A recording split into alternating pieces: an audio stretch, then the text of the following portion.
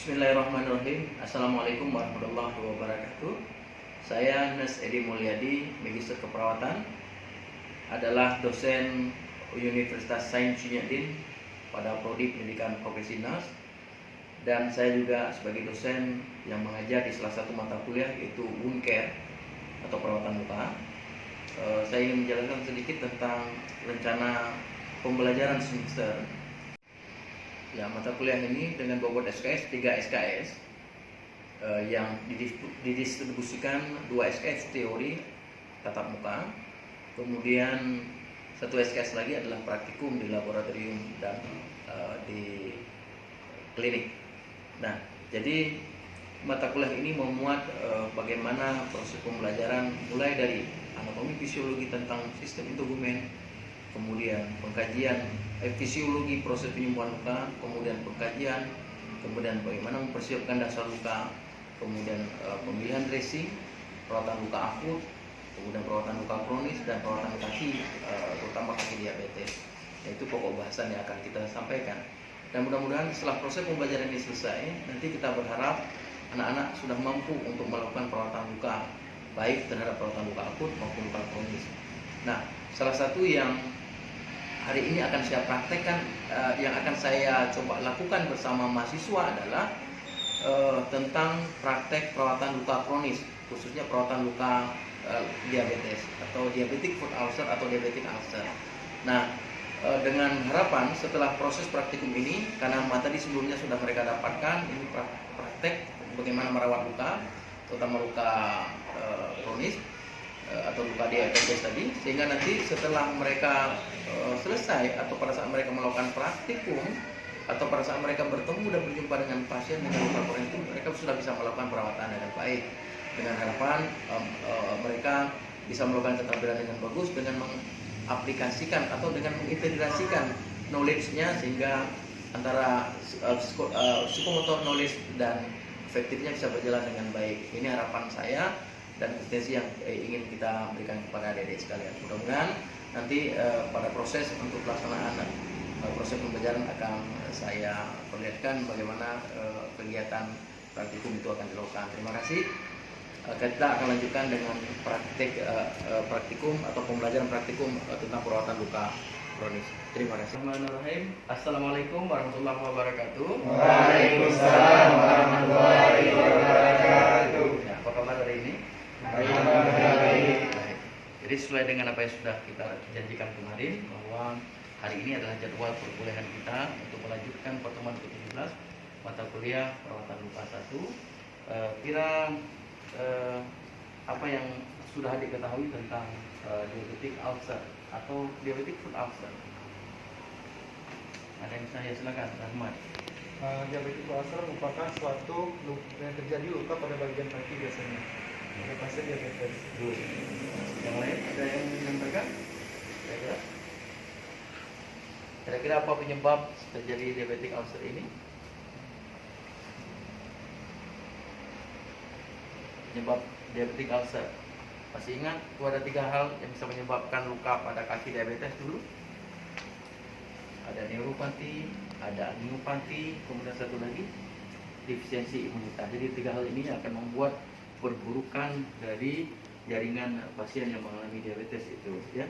Jadi hari ini sebagaimana yang sudah saya sampaikan tadi, insya Allah kita akan melakukan praktek. Nanti saya juga akan meminta adik-adik untuk memperhatikan dengan bagus, melihat dengan jelas, sehingga nanti di akhir kegiatan setelah saya demonstrasikan, nanti adik-adik wajib melakukan praktek ini masing-masing sekali minimal, dan itu harus terlatih dan supaya bisa. Karena hari ini adik-adik harus bisa nanti setelah selesai proses pembelajaran ini atau praktikum ini, adik-adik harus bisa nanti kalau ketemu kasus perawatan luka diabetes harus bisa rawat, yang harus bisa dirawat. Kira-kira paham? Ya. Waktu kita kurang lebih sekitar 30 menit. Saya akan menyampaikan materi ini dan nanti kita akan lanjutkan dengan redemonstrasi yang akan kalian lakukan. Baik, seperti yang sudah saya tanyakan di awal, bahwa semua kita tahu bahwa hampir 60% dari hasil penelitian, bahkan mencapai 80% saat ini, itu pasien dengan diabetes akan mengalami luka diabetes, ya, akan mengalami luka diabetes. Nah, ini kebetulan kita ambil salah satu luka atau ulkus yang terjadi pada bagian kaki, namanya diabetic foot ulcer. Ini diabetic foot ulcer. Nah, jadi kondisi lukanya bisa seperti ini, nekrotik kita temukan, kemudian dengan kulit jaringan sekitar lukanya kemerahan yang menandakan ini juga ada infeksi ya. Nah, jadi ini harus betul-betul kita kaji dengan baik sebelum kita melakukan manajemen perawatan luka yang bagus. Baik, sebelum kita melakukan perawatan luka, kita tentunya harus memastikan dulu bahan-bahan yang kita gunakan, akan kita gunakan itu bisa tercukupi dan bisa sesuai dengan harapan dan hasil pengkajian luka kita tadi. Nah, baik, kira-kira ada yang ingin mencoba menyampaikan kira-kira apa aja bahan-bahan perawatan luka yang akan kita gunakan kalau seandainya lukanya kondisinya seperti ini. Berarti kemudian cairan mencuci luka bisa air mineral, bisa NaCl 0,9%, atau rebusan daun sirih ya. Kemudian apa lagi? Oke, tap water boleh. Nah, kemudian untuk dressingnya yang perlu digunakan apa aja modelnya? Metcobazine atau cream zinc ya, cream zinc atau metcobazine yang kita pakai. Kemudian ini ada apa ini? Apa namanya ini? Hidroklorid. Nah, kalau yang ini kalsium alginat. Oke. Nah, ini cream zinc yang tadi yang kita butuhkan ya. Kemudian juga kita ada cairan pencuci luka juga yang mengandung PHMB, namanya Octedin ya, cairan PHMB. Kemudian ada orthopedic wall ya. Nah, kemudian juga ada hidrogel, kita juga butuh hidrogel, ada kasa tentunya ya.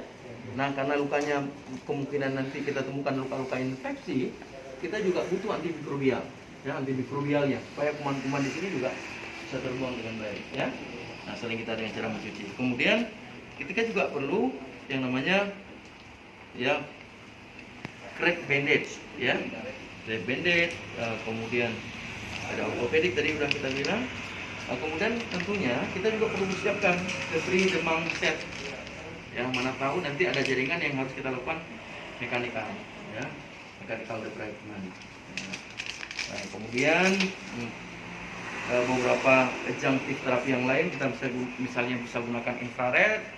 Kemudian nanti infrared ini digunakan biasanya untuk menstimulasi jaringan sekitar luka itu supaya nanti terjadi dilatasi pembuluh darah dengan efek hangat ya, jangan terlalu panas nanti bisa juga melepuh. Nah, kemudian juga kita juga akan gunakan ini namanya ozone portable ya, ozone portable. Nah, ini kita gunakan yang pertama untuk mengurangi mikroorganisme dan memberikan oksigenisasi kepada jaringan luka tadi ya. Nah, itu sebagai yang tip terapi untuk perawatan luka. Baik, baik. Tadi setelah kita mencuci tangan, setelah kita cuci tangan ya, kemudian kita pakai handscoon tentunya sebagai universal precaution ya, supaya untuk proteksi diri kita terhadap mikroorganisme yang ada di bagian-bagian kita ini. Oke, jadi langkah yang pertama sekali dalam merawat luka apa yang mesti kita lakukan? Mencuci luka. Tadi sudah kita sampaikan, cuci luka itu bisa dengan menggunakan air mineral ya, atau tap water. Bisa kita gunakan misalnya NaCl 0,9% atau cairan PHMB ya. Nah, cairan PHMB. Baik, sekarang kita cuci lukanya. Nah, mencuci luka ada beberapa teknik ya. Ada swabbing atau scrubbing, kita lap, kita gosok, atau ada irigasi ya. Kemudian ada lagi satu lagi bedding, kita rendam. Nah, ketiga model ini, tiga-tiganya bisa digunakan. Tapi lihat kira-kira posisi lukanya di mana dan bagaimana keadaan lukanya, bagaimana memudahkan. Seperti irigasi itu tidak dianjurkan pada perawatan luka kanker. Tapi kalau swabbing, kalau seperti ini pada luka ini juga bisa dilakukan swabbing. Kemudian ini karena jaringannya juga jaringan yang nekrotik ya. Oke, terima kasih. Nah, sabun ini kita gunakan untuk mencuci luka. Ya, tujuannya untuk mengurangi mikroorganisme. Jadi kalau mikroorganismenya banyak, ini juga akan mengakibatkan daerah lukanya juga nggak sehat, ya. Nah, kemudian akan tambah nekrotik nanti, bau segala macam. Nah, kemudian kita gunakan, kemudian kita cuci, ya. kita cuci luka, lihat arah mencuci luka. Tolong dibuka mulai ini.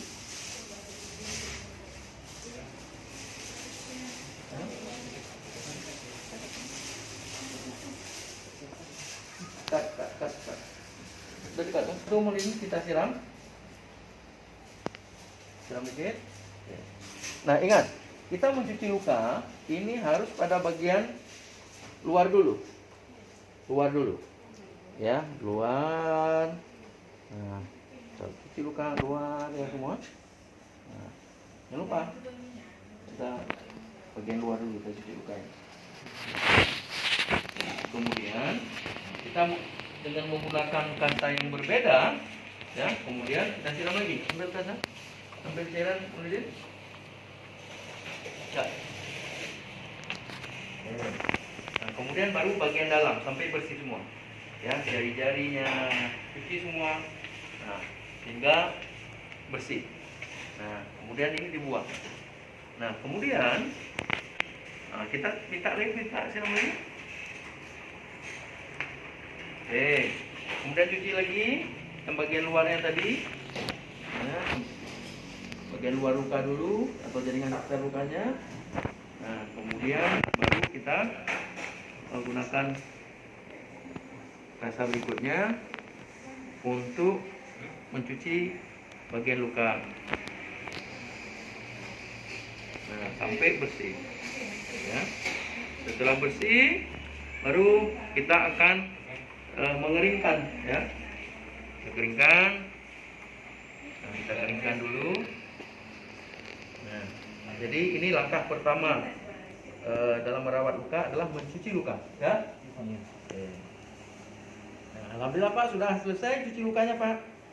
Nah, sekarang langkah yang kedua setelah mencuci luka apa yang kita lakukan? Setelah kita mencuci apa yang mesti kita lakukan? Oke, mengangkat jaringan mati. Tetapi sebelum kita mengangkat jaringan yang mati, sebaiknya kita melakukan reassessment atau melakukan assessment. Kita kaji lagi lukanya, ya. Kita kaji luka, berapa luas lukanya, tipe jaringannya apa, seperti yang sudah pernah kita pelajari sebelumnya, ya.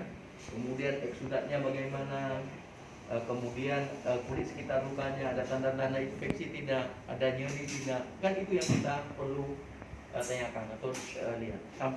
Sampai nanti kita harus melakukan dokumentasi dalam bentuk visual, foto, ya. Nah, oke. Langkah yang kedua setelah kita mencuci, setelah kita melakukan asesmen tadi, apa yang kita lakukan? Mengangkat jaringan mati.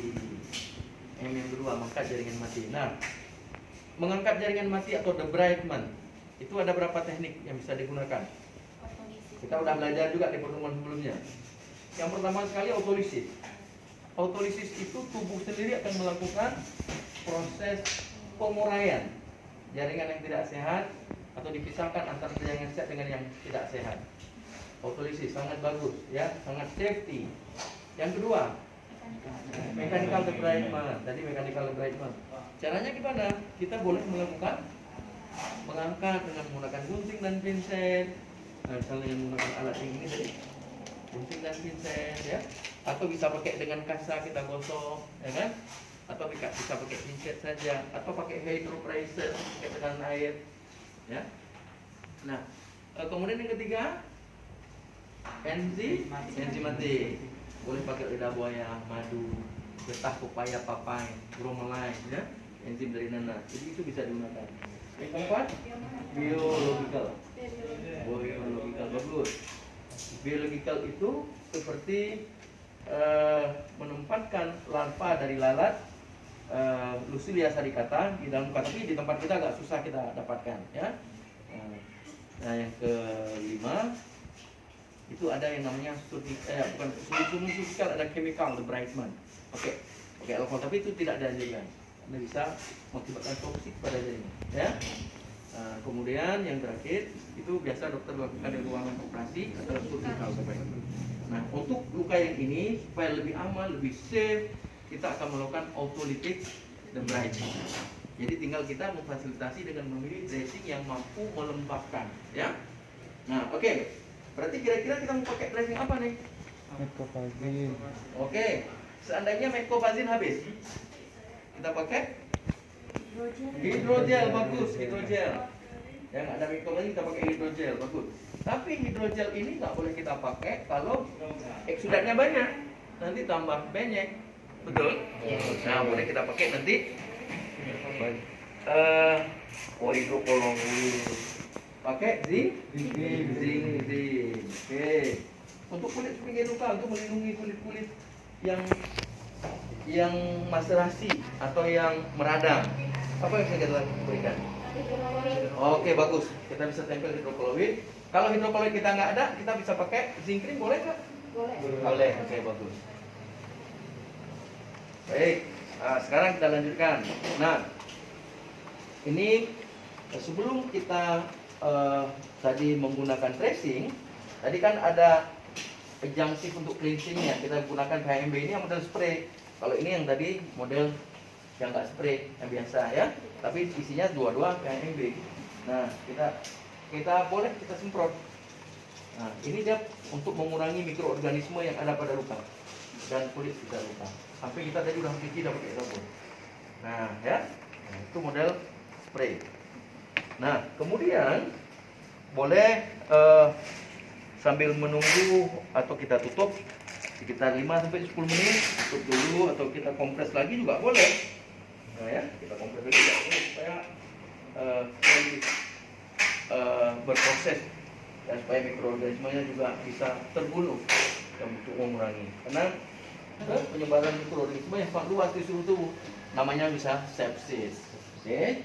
Nah, kemudian setelah 10 menit kita melakukan pengompresan cairan KMB tadi juga, sekarang mulailah kita melakukan aplikasi dari penggunaan dressing primer kita. Nah, ini kita sepakat tadi bahwa untuk primer kita akan gunakan yang namanya atau zinc cream. Boleh langsung kita berikan.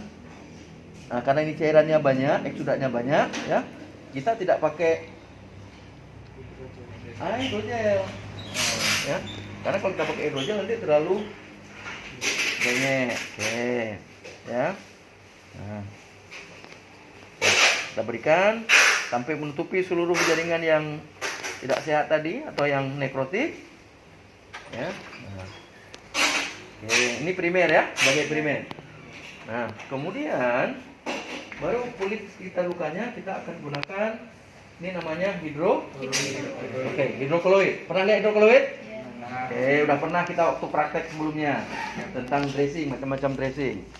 Nah, hidrokolloid juga ini mudah diaplikasikan, ya. Nah, sekarang Maulidin minta tolong digunting. Nah, tapi nggak perlu digunting nih kayaknya. Satu bisa langsung. Cukup ya, Din. Nah, jadi ini mudah sekali kita aplikasikan, tinggal buka, ya, tinggal kita tempelkan. Nah, tinggal kita tempelkan, karena ini akan membuat skin barrier atau menjaga kulit sekitar luka untuk tetap sehat dan tidak mengalami lesi atau iritasi tambahan. Oke, kalau kita lihat seperti ini. Nah, ya, setelah kita kasih primer tadi, primer dressing di luka dan kulit sekitar luka, kemudian kita akan menutup luka dengan sekunder, ya. Itu kita berikan aja kasar dulu, ya, di daerah yang kasih kasar. Yang di daerah ada mecobazin-nya, yang di daerah yang ada hidrokolloidnya nggak masalah, nggak usah lagi kita kasih kasar. Nah, kemudian kita ini gunakan apa namanya? Orthopedic wall. Oke. Orthopedic wall selain berfungsi sebagai sekunder dressing, dia juga berfungsi sebagai absorben, penyerap cairan. Karena cairannya banyak tadi. Nah, kita balik. Nah, setelah ini kita bisa pilih mau pakai kohesif boleh, ya. Mau pakai kohesif boleh atau kret dulu, baru jual kohesif, atau mau pakai stockinette. Yang mana stockinette? Coba ambil stockinette. Oke, bagus. Semua kenal stockinette. Oke. Jadi saya nampak cantik, kita pakai crepe dulu. Crepe. Nah, karena crepe ini fungsinya juga untuk mengurangi edema, ya, karena dia akan memberikan penekanan untuk mengurangi udem. Ingat, udem itu juga akan memperburuk sirkulasi darah, makanya udem itu juga harus kita intervensi. Nah, ya. Selain juga untuk memberikan nilai estetik. Nah, kalau kayak gini, pasien kan akan lebih nyaman dia, ya. Dia nggak akan malu lagi. Nah, ada lukanya yang berair-air, ya. Nah, sehingga ini menjadi manfaat yang luar biasa bagi pasien. Nah, jadi ini juga kita harus buat sedemikian rupa sehingga pasiennya merasa nyaman. Ya.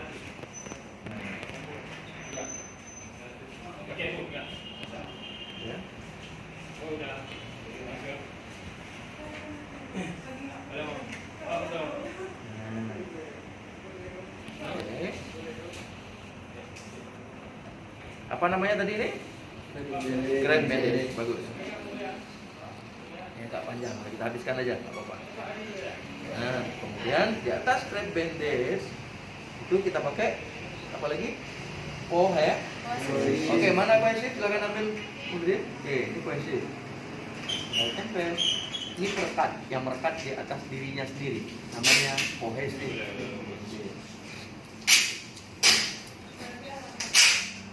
Oke.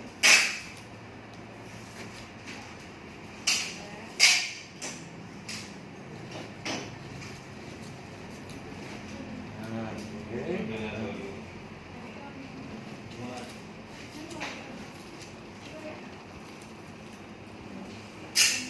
Bagaimana Pak? Kita juga harus tanya ke pasien, bagaimana Pak perasaannya? Terlalu kencang? Kencang atau biasa? Oke, jadi jangan terlalu kencang, nggak nyaman juga pasiennya. Silakan digunting Mulidin. Oke, terima kasih Mulidin. Nah, sudah selesai. Nah, jadi kan pasien juga akan lebih nyaman seperti ini kondisi lukanya tertutup. Kemudian yang kita harapkan sebenarnya adalah efek moid, efek lembab, karena konsep perawatan luka kita adalah konsep perawatan luka lembab. Ingat pertemuan yang di awal, pertemuan yang kedua kita bicara tentang fisiologi proses penyembuhan luka. Di sana bercerita tentang bagaimana pada kondisi lembab itu akan mengangkut zat-zat atau faktor-faktor yang dibutuhkan. Ya. Kemudian seperti epidermal growth factor, insulin growth factor diantarkan supaya proses perawatan lukanya menjadi lebih baik, ya.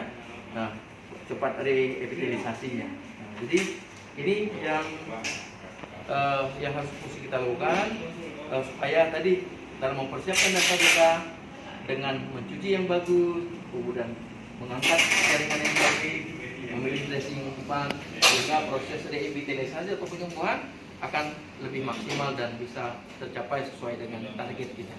Ya, nah kira-kira dari apa yang sudah saya sampaikan, ada yang ingin ditanyakan dulu? Ada Pak. Oke, silakan. Pak, kenapa dicuci luka itu harus dicucinya di sampingnya dulu? Kenapa nggak cuci luka? Oke, bagus Muhammad. Nah, kenapa jadi cuci luka nggak langsung ke luka dulu? Nah, kita cuci bagian yang memang menurut kita itu minimal mikroorganismenya dulu, supaya nggak kecampur-campur. Ya, jadi yang umpamanya kita prediksi pasti di bagian luka atau jaringan yang mati yang banyak. Tetapi di bagian yang di luar jaringan luka ini itu juga banyak kuman, tapi tidak sebanyak yang ada di area luka. Jadi kita bersihkan dulu yang bagian yang tidak banyak kumannya. Nah, kemudian baru kita nanti sikat ke bagian dalam. Jadi itu prinsipnya. Jadi supaya tidak banyak memanipulasi daerah atau area jaringan yang tidak terpapar lebih banyak kuman. Ya. Nah, nanti kalau kumannya udah dari dalam kita, kan nanti bisa nempel di tangan kita, bisa pindah ke tempat lain segala macam. Jadi kan kita jaga dengan baik. Jelas Mama? Ya. Oke, bagus. Yang lain ada yang mau ditanyakan pertanyaan yang lain? Pak. Tari dulu. Pada saat pencucian luka tuh boleh nggak dilakukan 2 langkah? Misalnya kan tadi kan pencucian luka itu kan ada 3 cara. Ya. Swabbing, dan itu irigasi, sama satu lagi dapping, rendam. kan misalnya ada pasiennya itu habis kecelakaan, Ya. pasti kan kotor tuh Pak. Tapi dia juga mengalami riwayat diabetes Ya. gitu. Berarti itu pakai irigasi aja atau boleh dua? Oke, Irigasi sama itu swab. Oke, bagus pertanyaannya. Nah, tadi saya sampaikan untuk mencuci luka tekniknya itu ada 3. Nah, 3-tiganya itu lihat mana yang lebih optimal kalau kita lakukan. Oh, ini lukanya ada goa, ada terowongan misalnya, ada undermining. Itu lebih bagus irigasi. Oh, lukanya ini datar aja. Apalagi ini lukanya luka cancer misalnya, boleh di swabbing aja. Nggak usah disemprot, takut nanti pecah, dia bisa berdarah. Nah, tapi kalau misalnya tadi pasiennya luka kecelakaan masuk paret, kotor sekali, nah, itu boleh kita irigasi sambil swabbing, nggak apa-apa. Jadi kombinasi dari beberapa teknik itu dibenarkan. Yang penting contoh, jangan kita betting, jangan kita rendam kalau lukanya di kepala. Jadi matinya gara-gara kita rendam pasiennya, paham? Nah, itu, ya. Oke, ya Rahmat tadi pertanyaan. Pak, berapa lama efektifnya untuk kita lakukan pergantian balutan, Pak? Oke, bagus pertanyaannya. Kapan berarti balutan yang harus diganti? Ingat ada 4 indikator. Salah satunya harus ganti. Yang pertama, sudah jenuh, sudah nggak absorb lagi, cairannya udah banyak nih, udah nggak absorb, ya. Sehingga nanti bisa mikroorganisme banyak, ada bau enggak sedap itu. Yang kedua, ada tanda-tanda infeksi kok tambah merah, kok tambah nyeri pasien. Tanda-tanda infeksi itu ya, kemerahan, nyeri bertambah, sudah tambah banyak. Kok buka walaupun baru kita ganti tadi pagi, sore udah nampak merah, buka. Kita harus evaluasi lagi, ada apa nih? Yang ketiga, luka itu harus kita balutan ini harus kita ganti kalau balutannya rusak. Rusak kenapa? Basah atau terbuka karena tadi perekatnya nggak kurang kuat, ya? Itu harus ganti. Ya. Kemudian yang keempat, pasiennya bilang udah nggak nyaman, walaupun baru kita ganti karena ada orang yang biasanya nggak biasa 2 hari, nggak biasa 3 hari buka, 1 hari 2 kali biasanya. Tapi kita sambil menjelaskan ke dia bahwa efektifnya pergantian balutan itu kalau sudah jenuh, kalau nggak ada tanda-tanda yang kita sampaikan tadi. Nah, tapi kalau memang udah nggak nyaman buka. Jadi ada 4 indikator. Ya, jelas ya? Oke. Nah, baik. Sekarang saya sebelum meminta adik-adik untuk melakukan demonstrasi satu persatu, saya akan tanya dulu. Tadi kita udah diskusi di awal, cuci luka itu pakai cairan apa saja? Silakan, siapa yang mau menjawab? Cuci luka tadi pakai cairan apa saja tadi? Air mineral.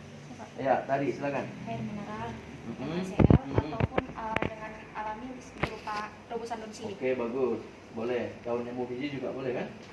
Oke, atau cairan PHMB pabrikannya ada. Oke. Bagus. Yang kedua. Nah, tadi yang dimaksud dengan balutan primer, apa sih balutan primer? Yang dimaksud balutan primer tadi? Atau dressing primer apa sih? Balutan yang langsung pada Silakan. lukanya, Pak. Iya. Balutan yang langsung pada luka. Oke, bagus. Jadi balutan yang memang menempel langsung di Luka. luka. Bagus. Jadi saya harapkan itu nanti diingat-ingat lagi semuanya, dipelajari lagi. Ya, sambil sekarang kita harus coba satu persatu. Ya. Iya. Baik, alhamdulillah tadi sudah mencoba semuanya.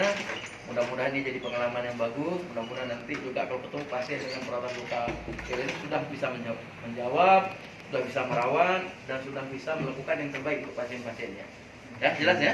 Berarti sudah coba semua tadi? Sudah. Oke, alhamdulillah. Jadi kita nanti ini adalah pertemuan terakhir dengan saya. Nanti akan ketemu dengan dosen berikutnya untuk dua materi berikutnya yang lain, ya, insyaallah. Dan saya berharap ingat bahwa ilmu yang akan kita gunakan ini adalah ilmu-ilmu yang memang bermanfaat untuk pasien kita nanti, keluarga kita terutama sekali, ya.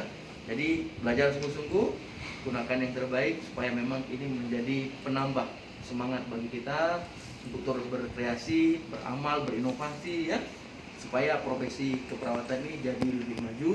Kemudian negara kita juga menjadi lebih bangga memiliki anak-anak muda yang sangat luar biasa yang bisa membantu masyarakat yang membutuhkan pelayanan yang terbaik. Apalagi di masa-masa yang memang kita masih dengan suasana pandemi COVID seperti masih kita rasakan saat ini. Ya, tetap jaga kesehatan.